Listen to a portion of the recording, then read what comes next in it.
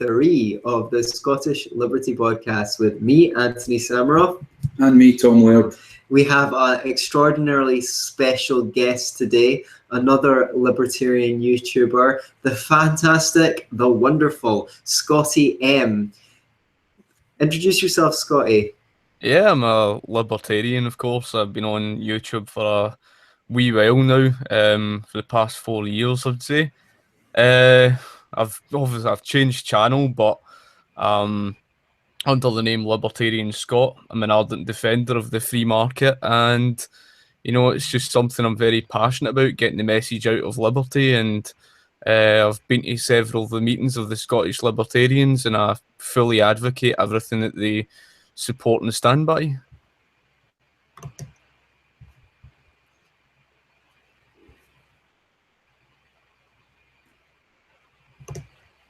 Something going on here. Something going on. We've got something going on. Yeah, it was feedback because I slowly opened up our live feed on YouTube. So a lot of the work you've done has been around debunking popular myths, especially here in socialist Scotland, about the free market and capitalism. Mm-hmm. And I think you've had some considerable success in the past. You've had some videos that were very well viewed, and yep. You're an articulate speaker.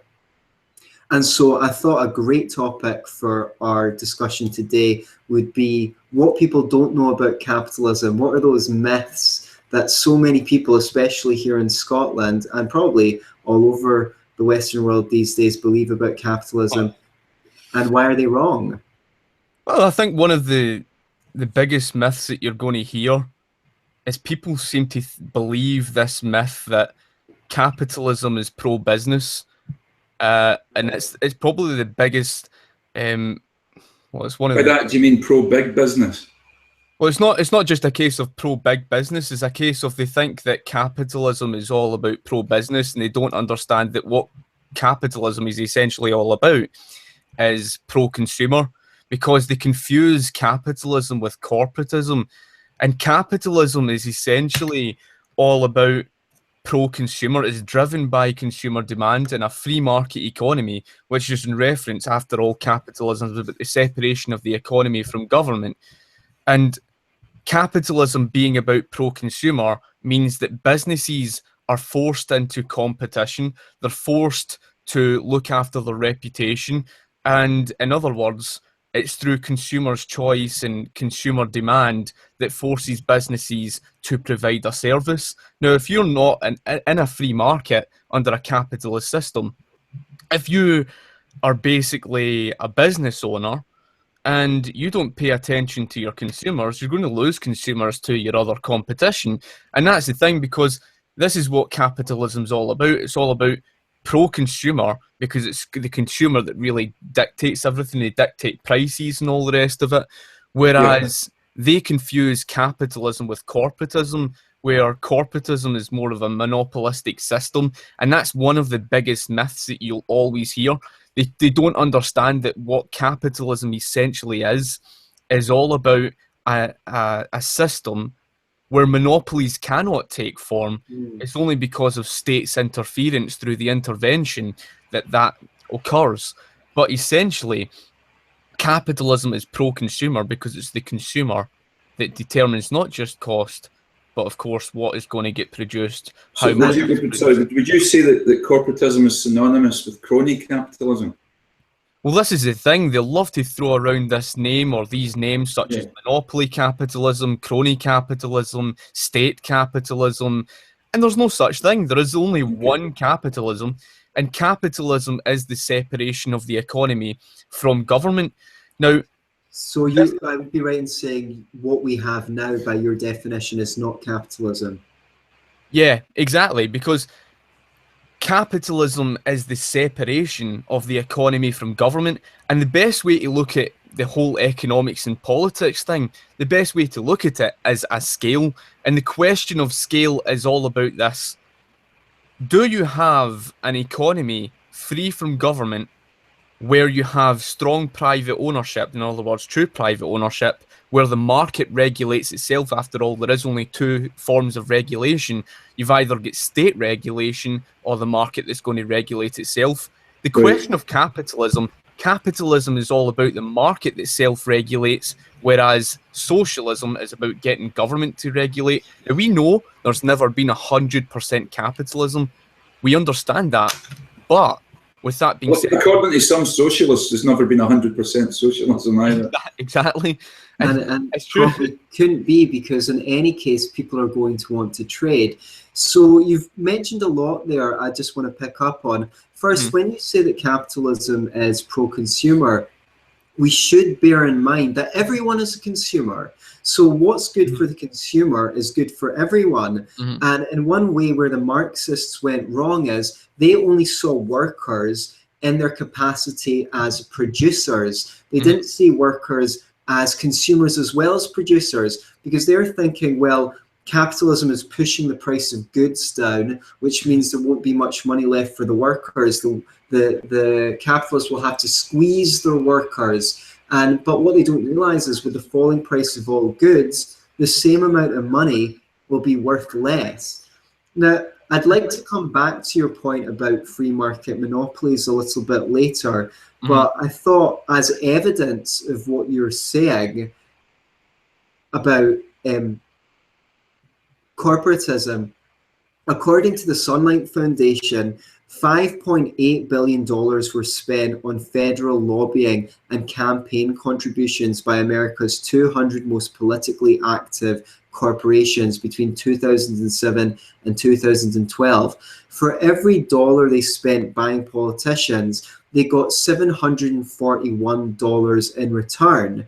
Now, as soon as businesses have more to gain from bribing the government than by serving their customers, then the government essentially has become their customer, not their consumers. And I think this is what people really have to understand about the incentives of having a government that intervenes in the economy, because the government becomes their customer instead of the consumer. And that's not the only cost of that, because it's not just all that money wasn't spent serving consumers. It's also all the time the accountants, the lawyers, the bureaucrats, the actuaries, the government people, every single person involved in that lobbying process was doing that, something that would have raised people's standards of living. And I just want to make one more point, because you said the point about capitalism is the consumer is king. The difference between that is and a government doing something is when the government does something, you don't have any say at all whether you want it or not, because you already bought it through the tax system. Whereas on the capitalist free market, you have a choice between service providers, and if someone offers you a dodgy good, you should have recourse in the courts, or you just don't buy them again. You just don't, and you tell everyone you know their goods are dodgy, but at least you have a choice. When the government is providing services, you don't have any choice. So what's their incentive to offer you the best service at the best value? A few points there, and this is quite interesting. The first point I want to touch upon, of course, was what you're speaking about there with regards to the consumer and the government there. The people need to realise that the government doesn't work for that money. It simply takes it through taxation. And when you don't have to work for that money, you therefore do not face a risk. Now, everybody's faced with what we call a risk and a return. Now, when you earn and you work hard for your money, you're going to take, you're going to take into consideration the risks of what you have with your money. You're not just going to go and spend it recklessly because you have that risk of losing everything. The government, on the other hand, really does not. It doesn't have to work for your money. Therefore, it's got no, like I say, it's just a case of it can abuse its power.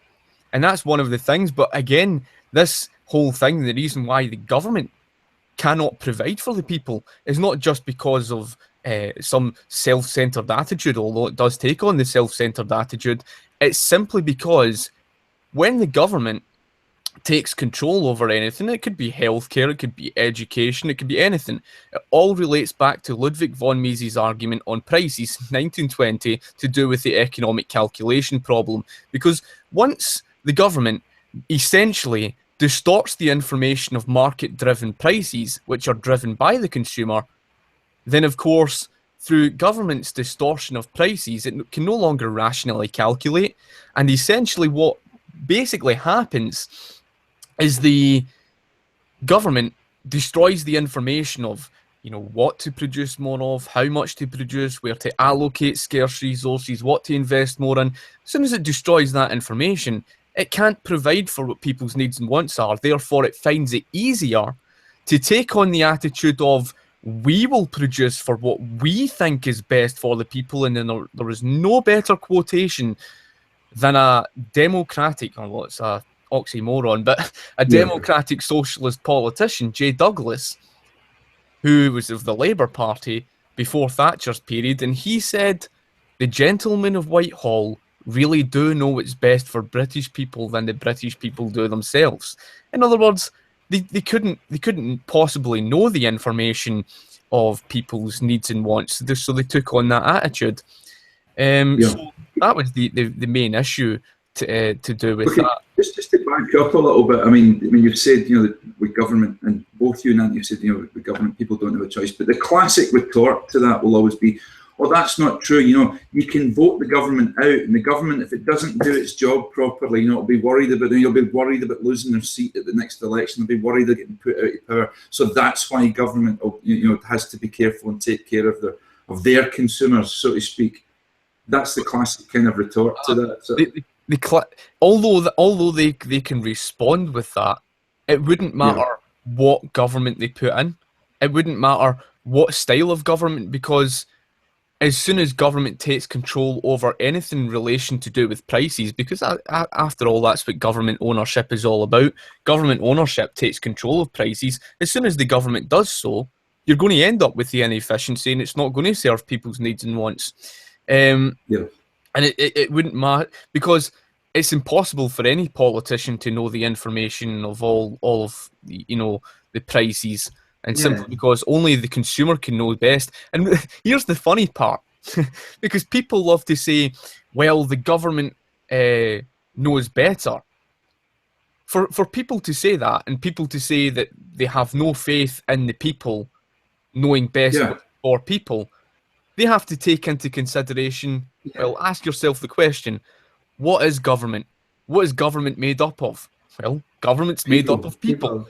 So I think they believe that an intellectual class will be able to make better decisions than, and it's hard. Well, then why not just have a technocracy? Yeah, exactly. Why even let people vote if they can't make market decisions? So I think there's a tendency for intellectuals to think, well, look, people make stupid decisions every day. We should just get experts in to figure out what would be best for people, and that's going to be intuitive if you're intelligent, because you think you can make good decisions. But in real life, there's no committee of experts that's going to make better decisions than millions of people making tiny decisions every day. You mentioned Ludwig von Mises. Hayek explained, based on his knowledge of Mises, that no one has the information to centrally plan an economy. Yes. And even if they did, that information is constantly changing in real time. People's behaviors, their values, their preferences, their ideas, their expectations and knowledge change constantly and in unpredictable ways. So, and that's great, because that means we're not robots. So that information which is required to plan an economy is evenly distributed amongst every single person, and it's expressed every time you make a transaction or choose not to make one. Every time you decide, oh, that's too expensive, or I'm going to buy that because it's on offer. Every time you recommend something to someone else, every time you tell someone not to buy something, that information is in a constantly self-correcting mechanism. Yes, sometimes inferior products will be produced. I mean, Betamax did better than VHS, even though Betamax was better. But in the long term, DVD won out over both of them, which shows that the market produces the best solution over time. Exactly. And that's the thing that makes good decisions about planning an economy, the interplay of everyone in the economy making decisions. Now, of course, I just wanted to add one point. Sometimes an entrepreneur knows better than their customers. Henry Ford said, if I asked people what they wanted, they would have said faster horses. But it's the free market that allows a maverick like that to take the lead in the economy, whereas anyone who has a stupid idea and tries to ignore their customers on the free market will not win out in the long term.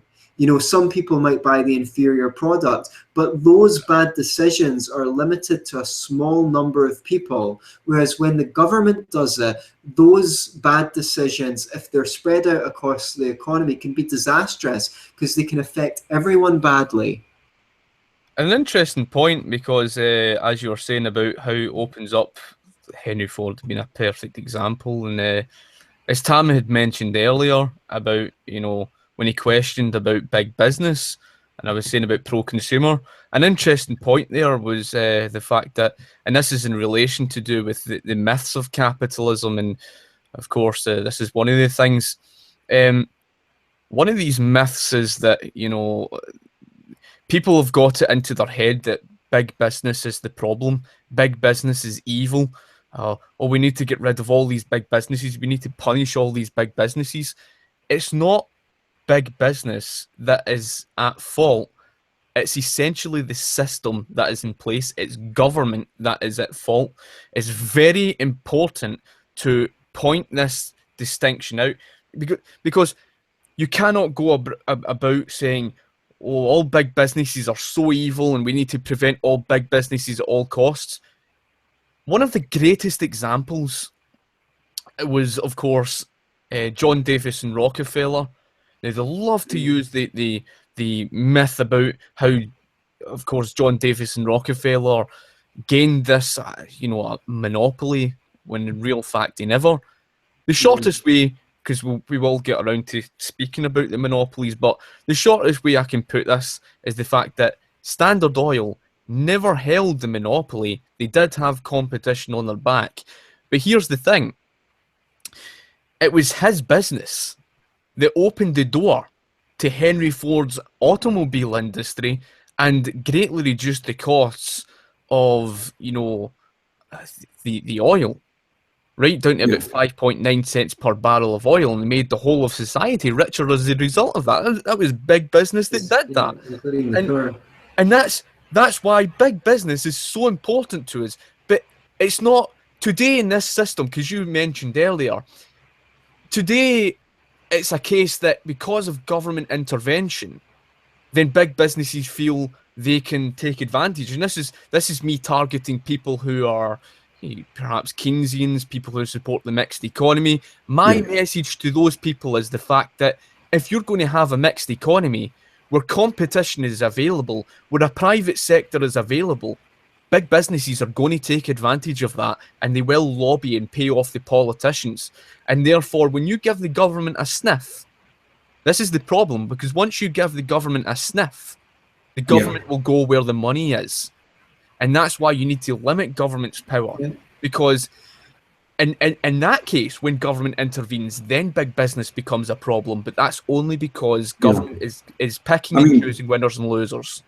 Yeah, I mean, like, I suppose a classic historical example of, like, you know, big business getting into bed with government would be like something like the British East India Company, who had, you know, when people bring that up to me, I go, well, look, these companies had a royal charter. That's they had the stamp of approval with the government. And when they ran into trouble, you know, the government sent the army in at taxpayers' expense to bail them out, instead of saying, look, you know, this is a private venture. You made a lot of profit here. You guys have screwed it up. Sort it out yourselves, you know.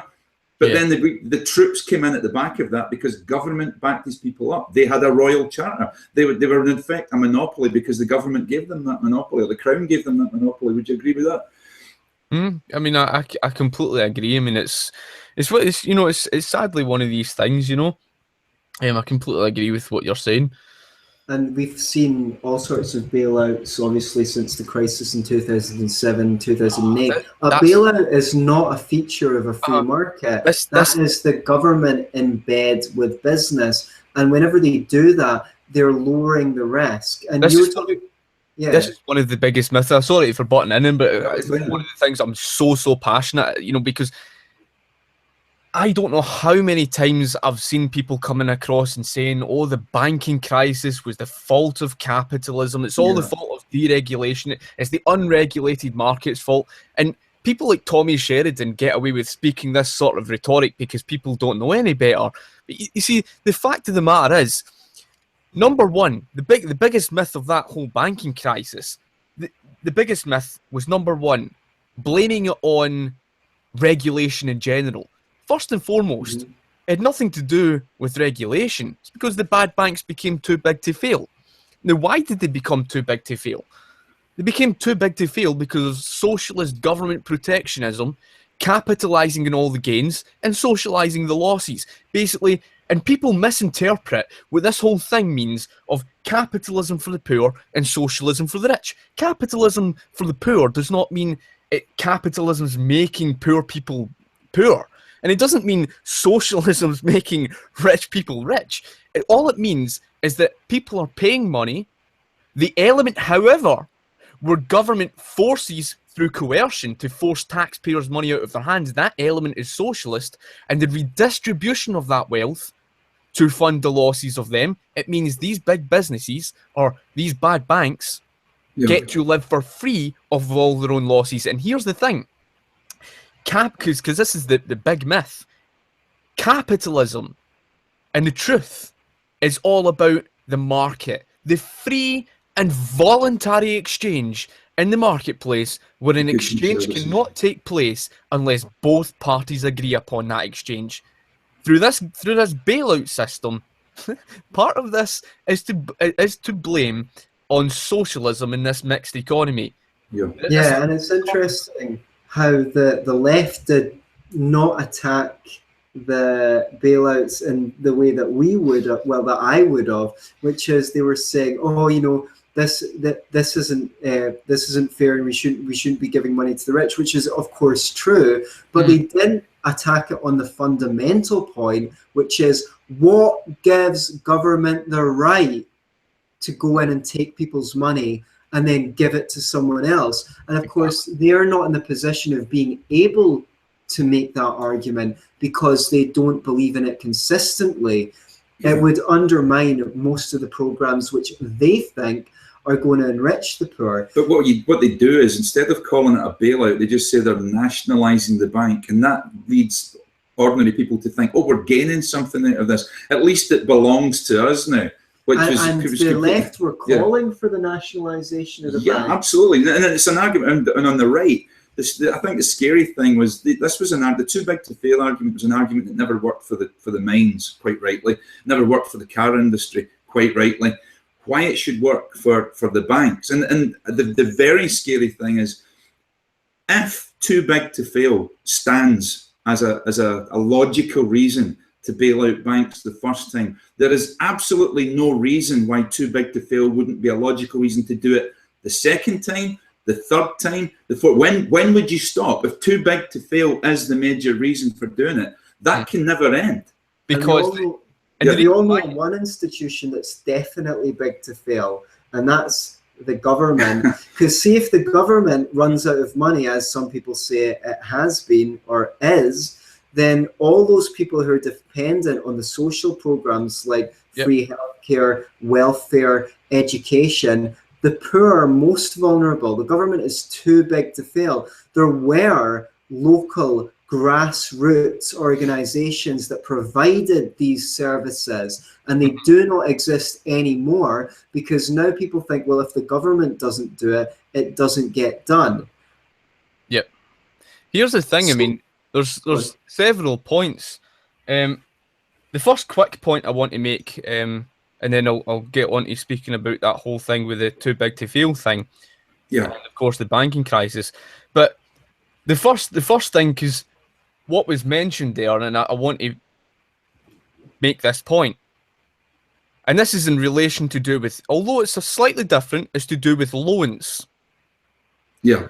In the free market, private lenders would not lend their money to people they could not trust, to people they know are not going to pay them back, right? Because why would any private lender risk losing their money by handing it out to someone they know is not going to pay them back, right? So because the private lender was not going to lend to those type of people, what government loans, the reason why government loans came to existence was government was going to take that money and give it to the people who were going to be incompetent with it. And that's the reason for government taking that sort of money. The second point I want to reiterate is on this whole thing to do with the too big to fail. Because, and again, it relates to risk and return. Just like the whole thing with the loans and everything, the risk and return. At the end of the day, the government is taking their risk away from them and saying, it doesn't matter about any losses that you make as bad banks. You can get away with doing whatever you like because we're going to, get the taxpayer to pay for it all. And when you create that sort of atmosphere where they feel they can get away with anything, it created what was known as legally protected fraud. Now, here's the most important thing. Whenever someone tells you that, it was deregulation that caused the banking crisis, put this forward to them. Between 2001 to 2012, the FSA, Financial Services Authority, were the UK banking regulator. They held control over the UK banking regulations between 2001 and 2012.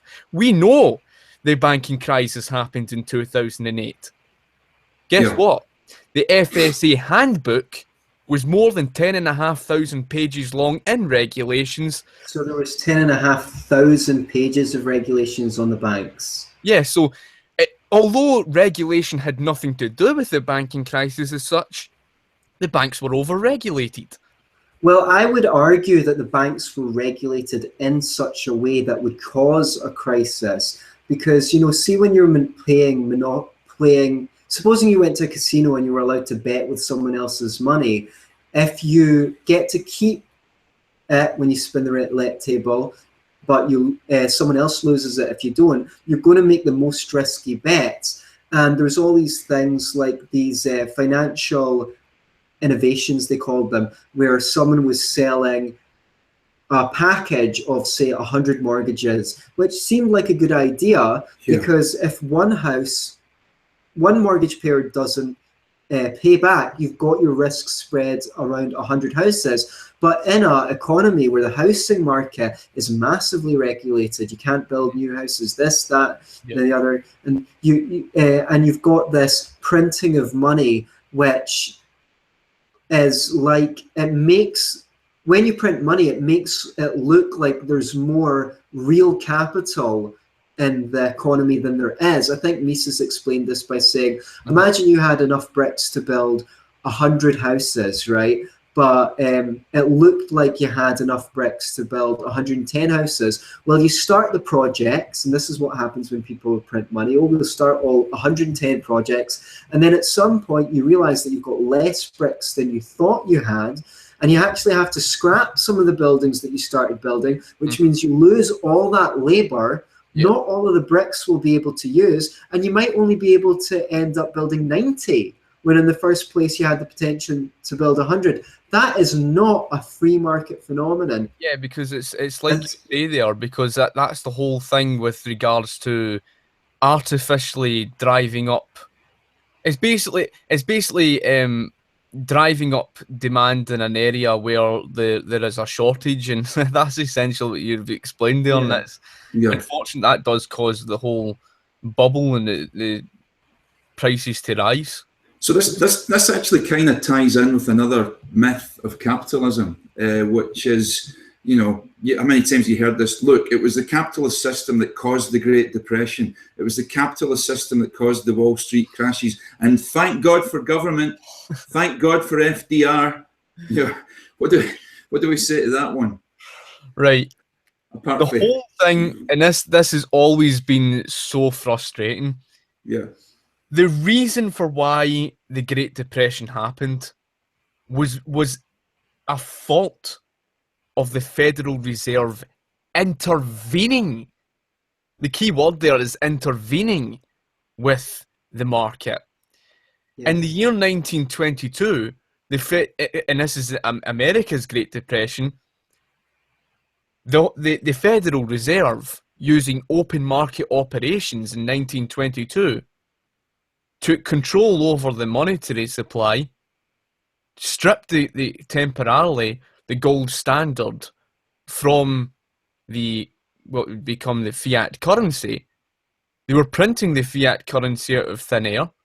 They were manipulating interest rates, changing reserve ratios, all of which led to bubble after bubble, inflation and then deflation, and of course the Great Depression. Now, the biggest myth is then for them to turn and say, well, it was FDR that was the saviour. Now, there are statistics there, and I could provide you with those statistics so you can put them in the description area below, and I would suggest people to look at them, because he was said to have reduced unemployment. To a certain degree, this is true, but in 1931, and even in 1929, shall we say, the unemployment rate was far lower than what FDR could ever get it at. In other words, when FDR took over, he only got unemployment down to about 14 odd %. And then in 1937-38, we faced what was known as the Roosevelt recession. And unemployment soared right back up to 19%. And the truth is, the real recovery and start of the recovery didn't begin until after the Second World War in 1947. And that destroys the whole myth of this whole New Deal. Yes, we're told to believe that FDR, Franklin D. Roosevelt, saved America from the Great Depression, when in fact all throughout the Roaring '20s, the Federal Reserve was printing money like no one's business, which is like taking lots of drugs and having a really great night. And of course, the hangover came in the '30s, and we were told to believe that Herbert Hoover was some free marketeer, when actually he was responsible for massive interventions into the economy that people can find out if they want to by downloading a very short book called Great Myths of the Great Depression. And I believe that's a free ebook that anyone who wants to know more can download. Now, the idea that government spending can boost the economy, here's a very important myth, because this is what we're hearing now these days, is just plain silly, because you need to take money from somewhere to spend it somewhere else. So if you tax these people over here to build roads or great infrastructure, then, okay, you might be starting jobs in roads, but all the money was doing here was someone was going to buy a factory that was going to produce stuff, that was going to employ people, then they'd take it out and spend it in the shops. And so you're just taking it from over here, spending some on bureaucracy, and then whatever's left, putting over here. That can actually have a damaging effect, because imagine, let's say this was the car industry, right? The car industry's been gradually failing, right? Because people want less cars. If we take the money from somewhere over here and bail the whole cars industry out, or just stimulate the economy, oh, I've got more money, I'm going to buy more cars. But the fact still remains that the demand for cars has been slowly falling. Now a whole bunch of people have gone out and bought cars, right? Yep. Then what's going to happen? Well, I'm not going to replace my car for 5 years. Instead of gradually the car factories closing down one by one, all of a sudden they're all going to close down at the same time. interesting that you mentioned that, because this was identical, and this is the best one of all. And you know what this one is because you've heard it so many times within Scotland and elsewhere, and it's all to do with the coal industry.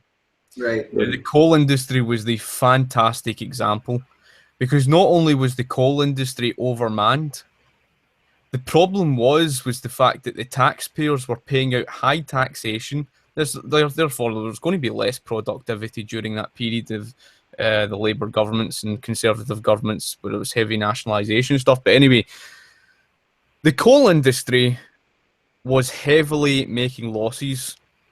The heavy industries that coal depended upon went into decline, so it was losing business. North Sea oil and gas had taken over, and we were moving away from coal gas. That was going to take a further hit on the coal industry. Domestic heating moved away from the whole issue to do with coal. And all of these things, and plus the fact there was cheaper foreign coal. This is the whole point of the free market. But don't forget we joined the common market as well, and pretty much the industrial side of that thing was sewn up by that was the deal. The Germans were going to take care of that. So the whole issue was the fact that you cannot prevent, or hinder the fact that people can get cheaper foreign coal elsewhere. But here's the point. The point was the fact that, and here's the issue, that coal industry was long in decline, and they wanted to continue on bailing that failure out. What does bailing failure out do? All it does is it makes the taxpayer poorer as a result of it.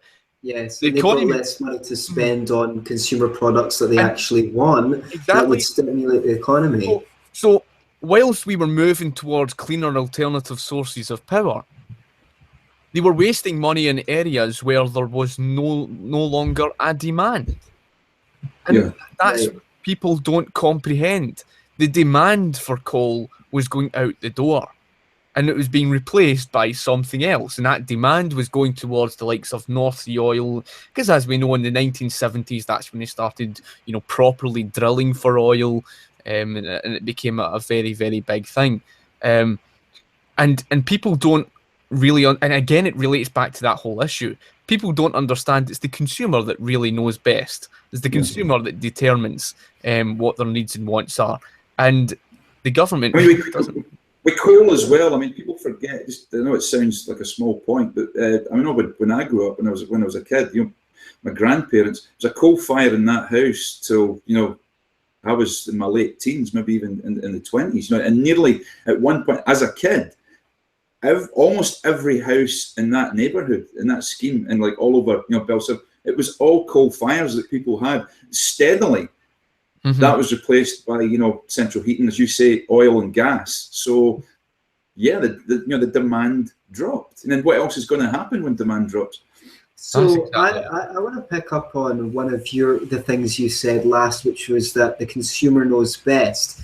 And I think that a nuanced contradiction from the left, which seems definitely superficially plausible at least, is that, well, you talk about the consumer knowing best, but in reality, in the market, the only demand that is met is the demand of people that can't pay for that can pay for it. That means that the poorest people in countries can never get what they want because they're incapable of generating the demand to buy anything. So only the demand of people with resources is going to be represented in your system, and it's democracy that caters to the demand of those people who don't have any cash to spend voting. So that seems like quite a compelling objection to what we've been saying. And what would be, to be fair to the left, and what would be your response to that? My response is the very fact that we're not painting anything as pure perfection. Because if you were to look at the alternative is more or less going down the lines facing with the economic calculation problem. And then it's sad to say, you end up with the massive big long waiting lines with shortages. Now, My Could response. you guys just quickly explain the economic calculation problem to maybe those who've never heard that phrase, turn of phrase before? You take it. Right.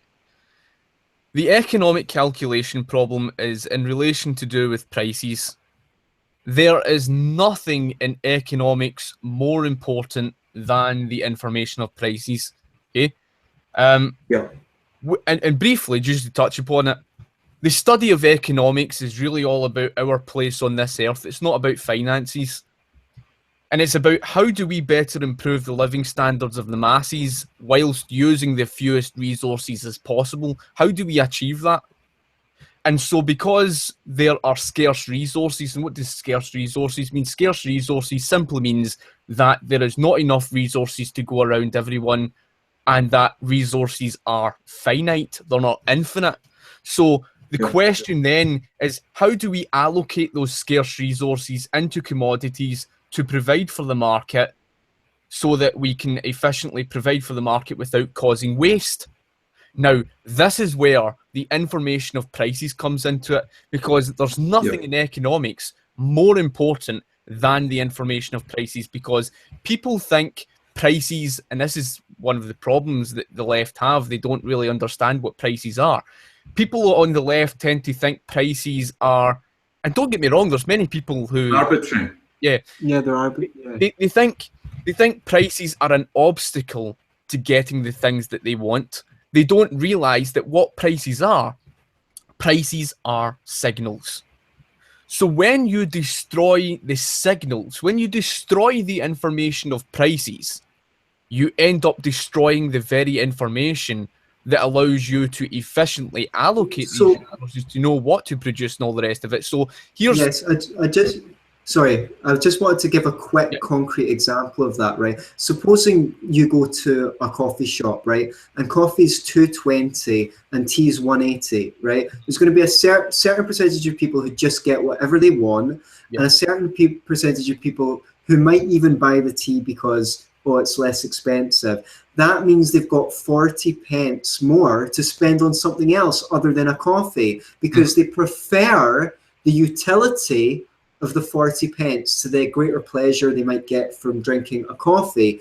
Now, without that information, too much coffee gets produced, and or too much, because the thing is, that 40 pence also represents maybe the extra price of transporting the coffee or something, the extra labor cost of making the coffee, that price. Now, you don't want to throw, it's a trivial example, but it's just to exemplify the fact of throwing extra resources at stuff that people would otherwise want if not for the price differential. You don't want to waste extra resources that produce less utility for people. So you want those prices to make sure the resources get pushed towards producing the things that maximize utility. And you can use, if you don't like the word utility because it's impersonal, just say standards of living. And I mean, you've made the point, sorry Scott, you made the point that, you know, that the left don't understand how pricing works. I would put it to you that people in general, right across the board, don't really understand how pricing works. Would you agree with that? It's so what Tam has just said there, because I was about to say that, I don't think it's specified just to the left. There are so many people who claim to be, you know, conservatives. There were even UKIP supporters and stuff like that, and a lot of people really, they don't comprehend what prices are. They don't know what the economic calculation problem is, and what I'm going to get at, because this is in relation to do with the signals of high prices, low prices, the laws of supply and demand, and most importantly, a high price can signify something very important to us. Yes. That I want to address, but I'll address that last. First and foremost, there's two most important pieces of information in prices, and nothing's more important than this. You have profits, and you have your losses. Now, profits and losses can only really rationally be calculated through consumers' demand, the free market, right? Because let's say I ran a business or you ran a business. At the end of every month, you can rationally calculate, you can see what your consumers are spending most of. You can see what your consumers are spending less of. You can see what they're buying and what they're not buying. Now, what information is the consumer saying to the business owner when they buy these products, their most bought products? Well, the business owner can look at his most bought products or her own most bought products, and he or she can say, this is what we're selling most of, therefore this is what consumers want more of. Right. And the goods that they're not buying, the consumer is saying to the business, just through spending, just through consumer choice, the consumer's saying, this is what we don't want, and therefore, why would any business owner produce more of what consumers are not going to buy? Because that, therefore, would mean a business would make losses, because the goal of any private business is to make profit. Even the left can understand that. Therefore, a private business... You can only make profits by serving customers as long as it's a free market. And this is what they really need to understand. If it's a free market, the only way you buy profits is by producing things that people would rather buy than anything else they could buy. Yes. So I think what people choose to buy is about as accurate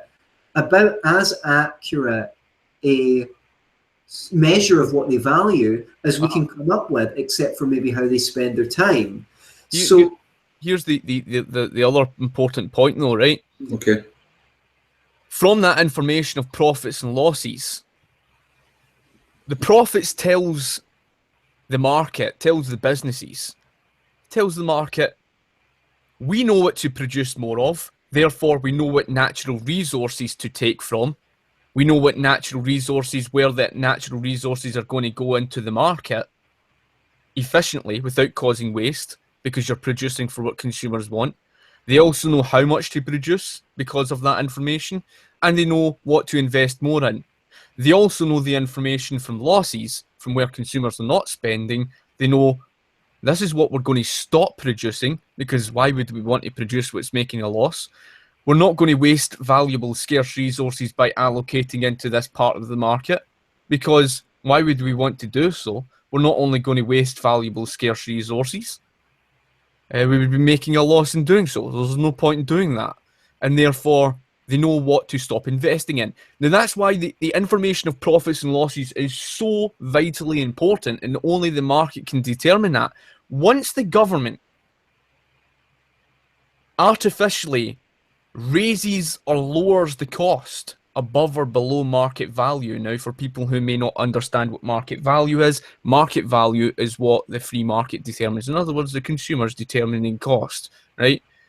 Because it's all well and what they choose to buy and what they choose not to buy. It's all well saying, well, Apple could raise the Apple iPhone to £2,000, but the bottom line is consumers will always seek an alternative, and there is only a limit that consumers will accept. But anyway, the point being is the fact that with government artificially raising or lowering costs, this causes a distortion of that information.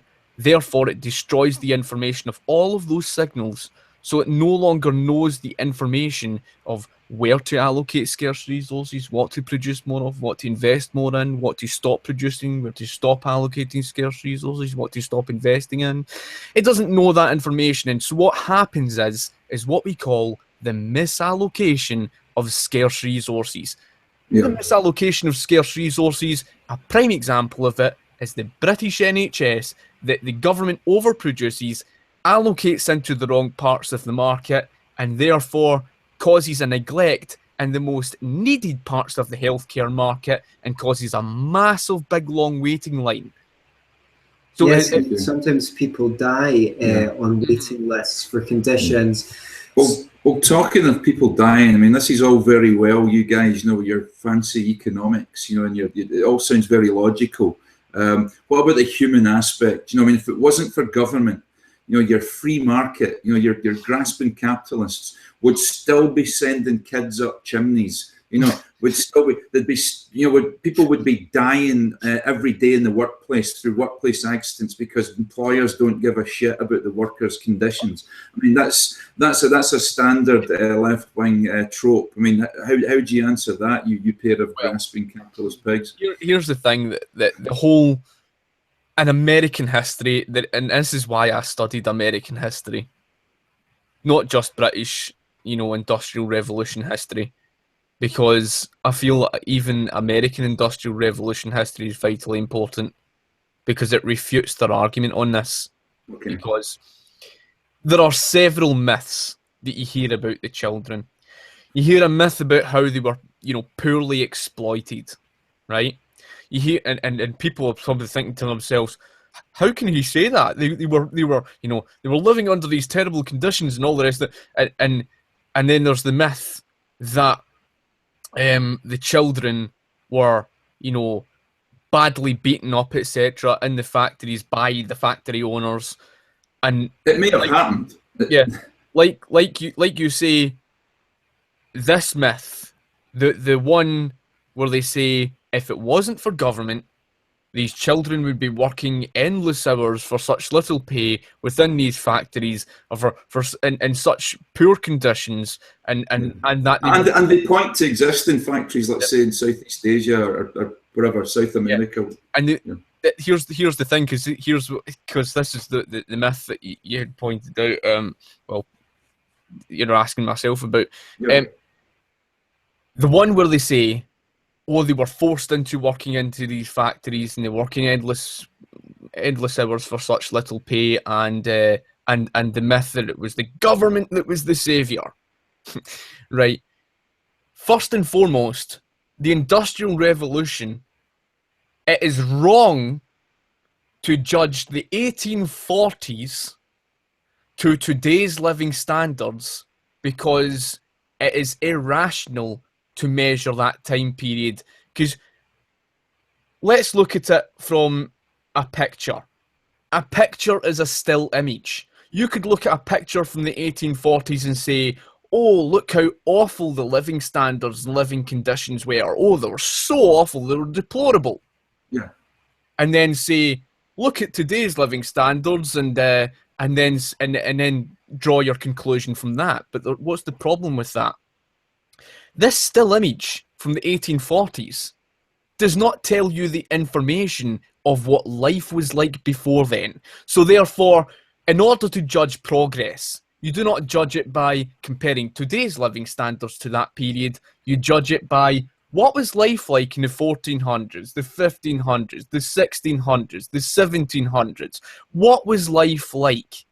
The fact of the matter was, and this is the truth, before the Industrial Revolution, there was a mass, well, let's just say, across the entire world, there was periodical famines, right? Mm-hmm. The living conditions were deplorable. And there was a socialist historian, E.P. Thompson, who was forced into concession to concede to the very fact that living conditions, that living standards had actually improved between 1790 to 1840. He conceded to this fact. He also conceded to the fact that children had always worked. He said, this is a socialist historian, remember. A socialist historian, E.P. Thompson, saying that children had always worked as climbing boys, as ship boys, before. Even if it was just in the fields and in agricultural, but work with their families. And this is it, because this was before the factories. E.P. Thompson was saying that before the earliest, poorest factory conditions, the children had always worked. And he said in his own words that they were probably worse off in those conditions. Now, you could look at the factories and they say, well, they forced the children and women into working in them. Incorrect. What really happened was the fact that the mothers were, let's just say they had no food to cook with.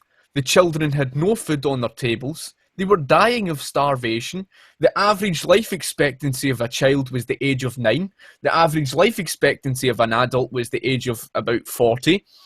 And most children did not live past that age. We've got a historian from the 1730s, Edward Gibbon, who came out in his own words, basically saying that he named several of his children Edward, and it wasn't because he was obsessed over the name. He named several of the children Edward simply because he knew that his children were not going to live, or most of them were not going to live past that life expectancy, that about the age of 9. Most of them weren't going to survive. So he wanted to keep Edward within his family to pass on. And so we know from that evidence, even from what historians are writing, that the life expectancy, etc. was pretty poor. So here's the thing.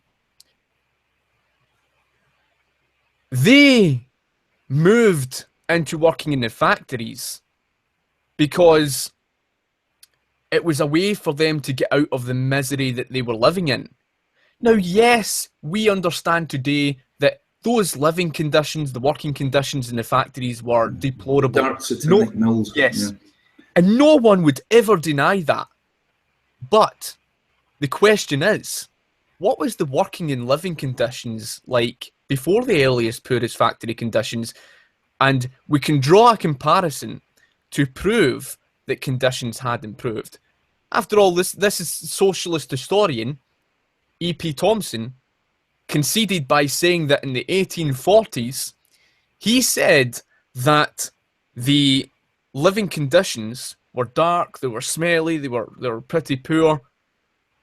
But if you were to compare what they were living in those industrial townhouses in the 1840s to where they came from, living in hovels in the countryside, it had no windows or nothing, and you could freeze to death. No heat in the winter. And you have to bear in mind, people who don't know this already, that for the majority of history, the majority of people were living on today's equivalent of about $3 a day, right? Before the Industrial Revolution, people used to fight over the clothes of plague victims, right? Getting a new garment, buying a garment, or getting the material to buy a garment was something that the average person could look forward to doing once in their life. Yes. So yes, people moved from the countryside to the factories in hope of gaining a better standard of living. And they did, as evidenced by the fact that there's so much more stuff now than there was back then. Yeah. We've got all these buildings, railways, roads. If we didn't have them, we'd be back to working 57 hours a week, which is what they worked at 1870, by the way. Maybe before that was even more hours than that. Now, the average person works 37 and a half hours a week. Correct. So because all we benefit from the stuff that people have made before we were born, in the same way, during the period of Industrial Revolution, more stuff was being created than people were being used up. So people's standards of living were climbing. Yep. And what's more, if you think that government can stop child labor, look at what happened in Bangladesh, where they banned it recently. The children went into starvation, begging, and prostitution because those factories were their least worst option. And it should be added that I believe poverty is halved in Bangladesh. You know, so the factories are actually improving people's standards of living. What's more, if they had a free market in Bangladesh, so many more companies would go there that they'd bid up the price of wages, and that development would happen even faster. But people stopped sending their kids to work as soon as they had enough wealth to. And they got that wealth by accumulating it over time, year after year, creating more stuff than they consumed. Because this is so are we saying that child labour was already on its way out by the time government got rid of it? Because this is the point that I'm going to get to about how it actually was not the government that was the saviour. Because as you're saying there, it wasn't a case that they were forced into working in these factories. The fact was, I mean, did everyone throughout history just fucking hate their kids or something like that? Were they just doing it for fun? But here's the thing, right? Because the factory owners never held the power to even force children into working in them, and I'll cover that in a wee second. The most important fact here is the fact that something unprecedented happened. And this is where I speak about the real wage earnings, right? Because before the factories, they worked as it was an agrarian style of economy, right? Yeah. The earliest poorest factories, in real fact, actually paid substantially more than what they were getting paid prior to that. And we've got statistical evidence, even by NFR Crafts, that touches upon the issue to do with real wage earnings. Now, in the United States of America, during the First Industrial Revolution, you saw real wage earnings increase by 1.6% on average for the average poor person of society. Something unprecedented happened in Great Britain. In other words, unprecedented, we know that it means that it's never been seen before, never existed before. So between 1780 to 1820, real wage earnings were increasing by 0.55% per year. Wow, that's incredible. Right? Get this, because in that period, 0.55%, okay, it might not sound much, might sound slow, right? Within that first 40 years period, right? Yep. That was unprecedented, right? So 0.55% between 1780 to 1820. And then between 1820 to 1850, the real wage earnings increased by 1.2% on average per year for the average poor person of society. Now, what's so important about that? Well, we know that the average poor person of society was growing richer from the real wage earnings. They were getting paid substantially more, but here's the most important thing. Here's where you measure between what was before the Industrial Revolution compared to 1850, right? If we were to look at between 1650 to 1700, you had three class groups. You had your aristocracy, who made up 2% of the population, right? Now, wealth in that period was largely measured by building and land ownership, right? Because there wasn't really that much around in that period. Therefore, wealth measurement in that period between 1650 to 1700 would be vastly different to 1850, because there was a lot more produced, a lot more to go around in terms of wealth, so it's a bit different. But between 1650 to 1700, the three class groups, you had the aristocracy, who made up 2% of the population, middle class made up 8% of the population, and the working class made up 90% of the population, right? Now, the aristocracy in that period held basically 80% of the wealth. So they basically owned most of everything. There was very little left for the middle class and the working class. How much did the working class own? Well, the working class owned 10% of the wealth. Likewise, the middle class owned the same 10% of the wealth, right? So that the middle class and the working class were equally poor, right? Although, basically that's how it was. So, moving on, because this was before the Industrial Revolution, moving on, if you were to compare that period to 1850, in 1850, although the aristocracy still made up 2% of the population, it dropped from 80% of the wealth to 30% of the wealth. Now, although it was only 30% of the wealth, they were richer, but the point being, they held less over the whole of society, if you get what I'm saying. So, the middle class went from 8% of the population up to 58% of the population. Wow, that's amazing. Right? And here's the thing. The middle class moved from what was 10% of the wealth up to 50% of the wealth.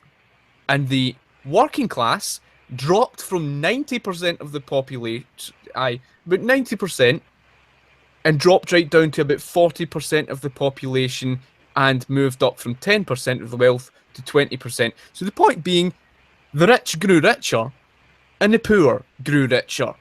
It's just the case that the poor moved up the ladder. Right. And I'd like to come back to that point of the rich getting richer and the poor getting poorer, or everyone getting richer, as the true case may be. But I have 2 points to add.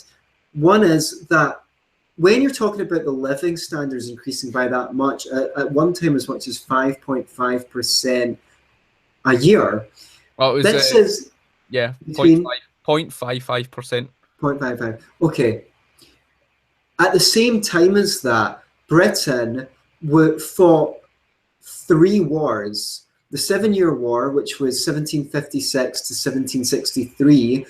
1776 to 1783, of course, we had a scuffle with our American cousins. And then in 1793 to 1815, we fought against revolutionary France, against Napoleon, which was the most any country had spent in a war up to that time, I believe.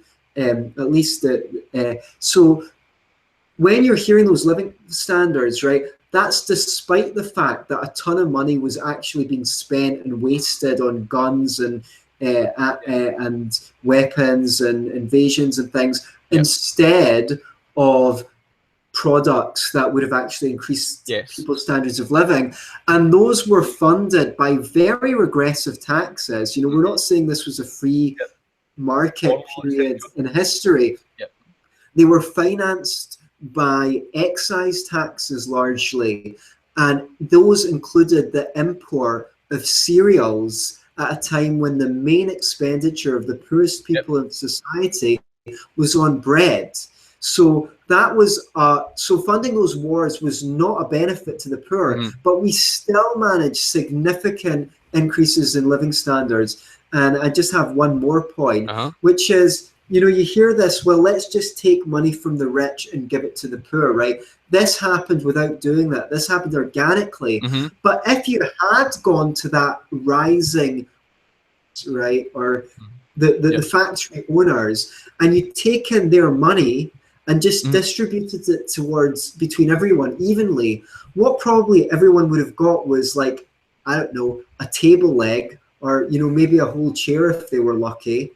And that money would not have been reinvested by those rich people into the machines that drove the price of everything down and produced all of the products that made people more wealthy. And this is something that people have to understand about how average people get wealthy, which is by the price of goods falling.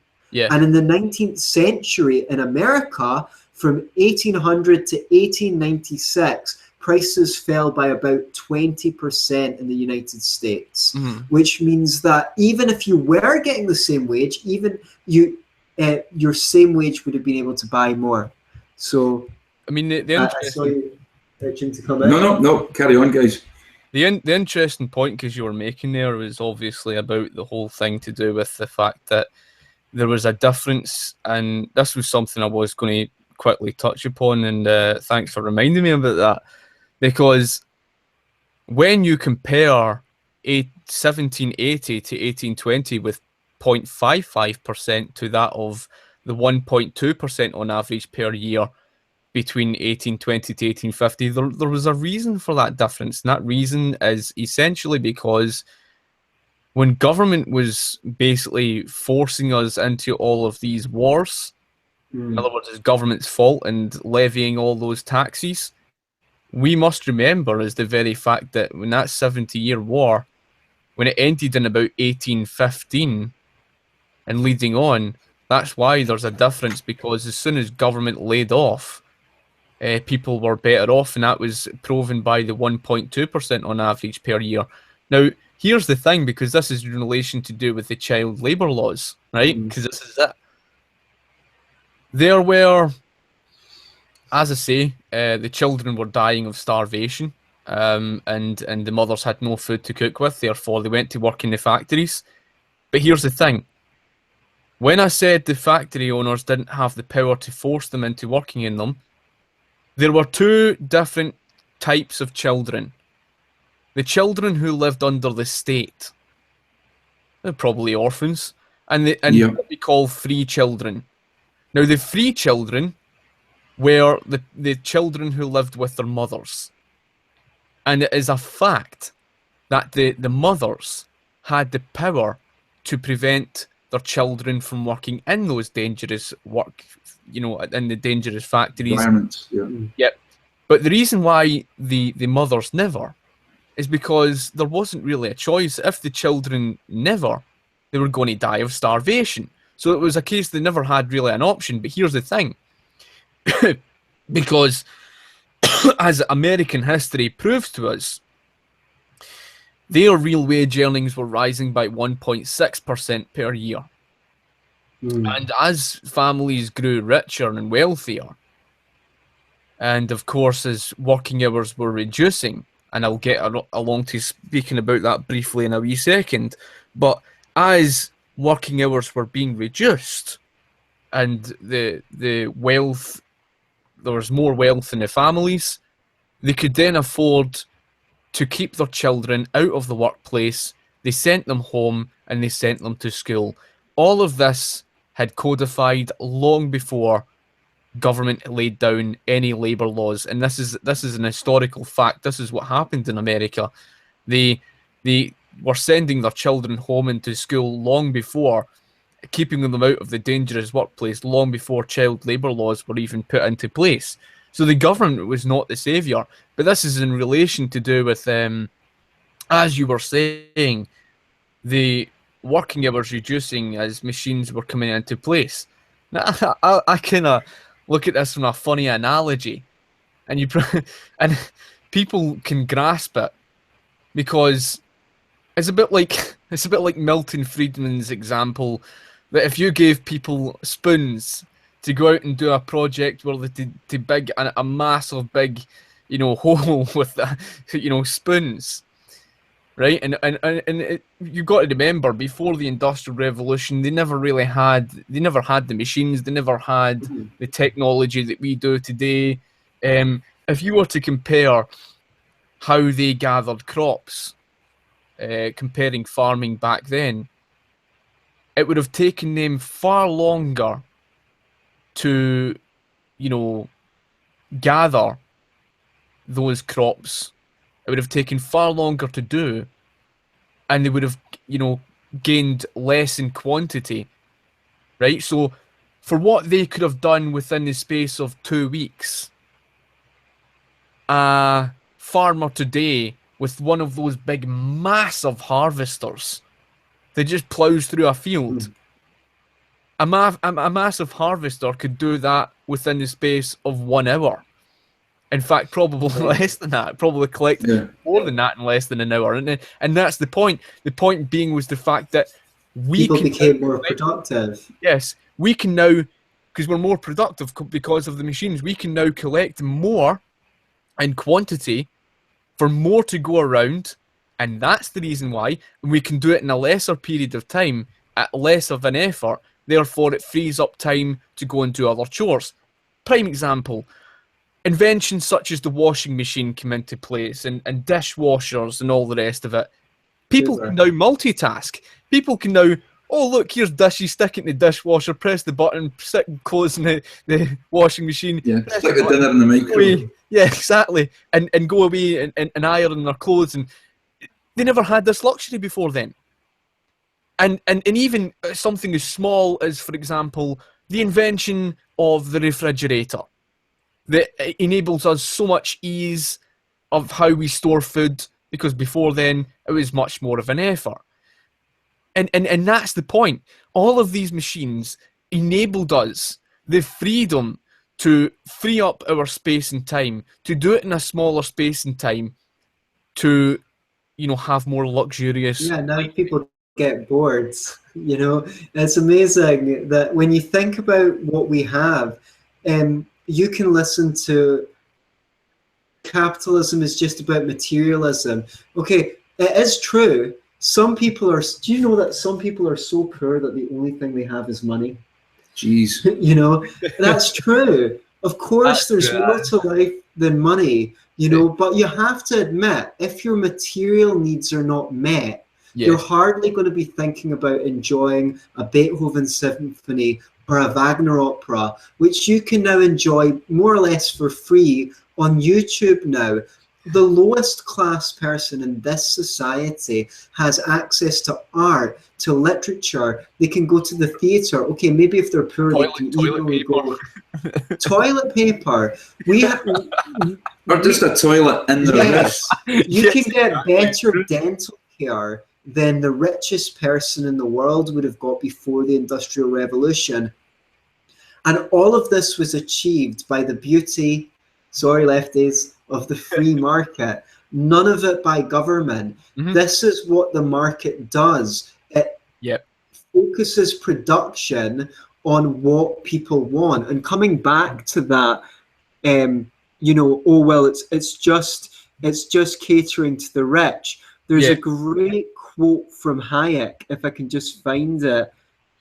This also relates, though. This also.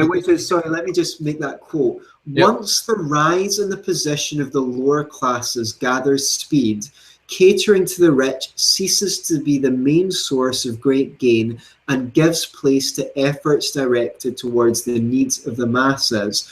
Those forces which at first make inequality self-accentuating thus later tend to diminish inequality. And we might hear of inequality today, but let's face it, materially, we've never been so equal in our lives. A rich person has a toilet, you have a toilet. They can't afford a much better internet connection than you, or a much better pair of shoes, or a couch. You know, maybe they can get a better car than you, but if you're a middle class or even a poor person, many of you will still have cars. Materially, we've never had it so equal throughout all of history in the West. It's true, because, and this all relates back to the healthcare. Because, and I remember watching Jeremy Corbyn coming out and saying, oh, if it wasn't for the NHS and socialism, we wouldn't have, you know, this world-class healthcare system, and oh, how everybody was dying, and it's exploiting people who really don't truthfully understand the history. And again, because if you go back, like I said, if you go back to about 1760, roughly about the start of the, you know, first industrial revolution, as I said, life expectancy of the average, you know, children was about the age of 9, and the average adult was about the age of 40. The truth was, between 1760 to the year 1919, remember the NHS didn't come about until 1948. Between that period alone, between 1760 to 1919, the population of Britain more than tripled and life expectancy more than doubled. So the rhetoric about, before the NHS, everybody was all dying, they were all... What that doesn't take into account was the fact that between 1760 to the late 1800s, the life expectancy and, of course, population had vastly improved. And year in, year out, there was new medical discoveries even into the 1900s. And this wasn't because of the state. This was because of the freedom of the people able to, you know, come up with these medical discoveries to better improve people's lives. So year in, year out, healthcare was improving. Not because some government decided to come in and say, well, here's healthcare. It was actually because the free market made that possible. Right. And you have got a couple of videos on healthcare and the NHS, and I fear we're getting into a big topic that we could do a whole show on, and perhaps we will. But in the meantime, can you signpost people to your work on healthcare? And I also have a presentation on healthcare on YouTube. Maybe I'll add it to the podcast feed one time. you can find, if you just type Antony Sammeroff healthcare, and can you signpost people to your presentations on healthcare? Okay, what I will do, right, so that people can get it.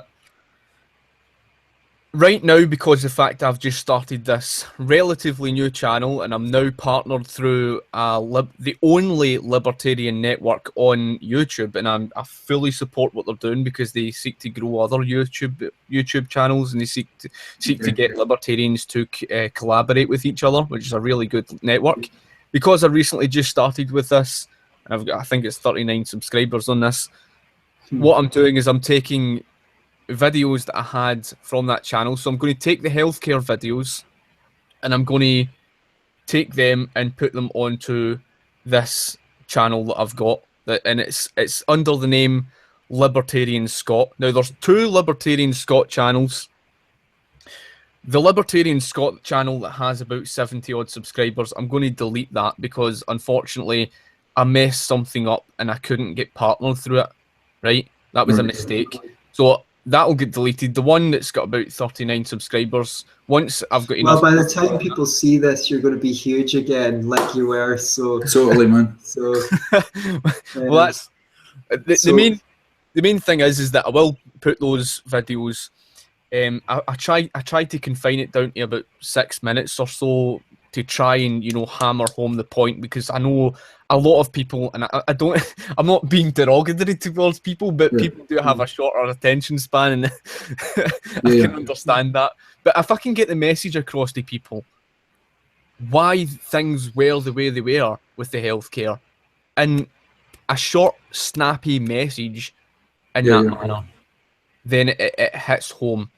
And that's what I want to do. I want to get that across onto the channel. And people will be able to find you at the Libertarian Scot, which is a great name for your channel because your name's Scotty and you're a Scot. See what he did there. So do you want to... Well, I'm just wondering if I mean, I don't know how this thing works. I'm a bit of a Luddite, unfortunately. Do we have any comments or anything like that thus far? I'm going to see if we can take some comments from YouTube if people have been watching. It's been fluctuating. I think we've reached a peak of 10 viewers at one point. And of course, this will stay on. Thank you for those people who are... By the way, can I just say, just as a Scottish Liberty podcast, I want to say hello to our latest subscriber, which is the newly born Finlay William Laird. My brother David, his missus had a baby just the other day. So hi to the newest Libertarian, hopefully, in the land. And I don't know if we'll be able to address... I mean, I think we've covered a lot of ground. There's every reason why we could do a second one, because we didn't fully address, well, what about today? Do the rich get richer and the poor get poorer today? Nor did we maybe go fully into why the free market it creates monopolies. And we could say a lot more about how the market enriches the poor and how government doesn't enrich the poor than we've said. So we need to hear from you guys who like watching the show. If you would like us to continue, you know, to do a second episode, and if you want to see the three of us debunk more myths about capitalism, what myths would you like to see us debunk? Yeah, because if we don't hear from our viewers, we don't know what you guys want. Yeah.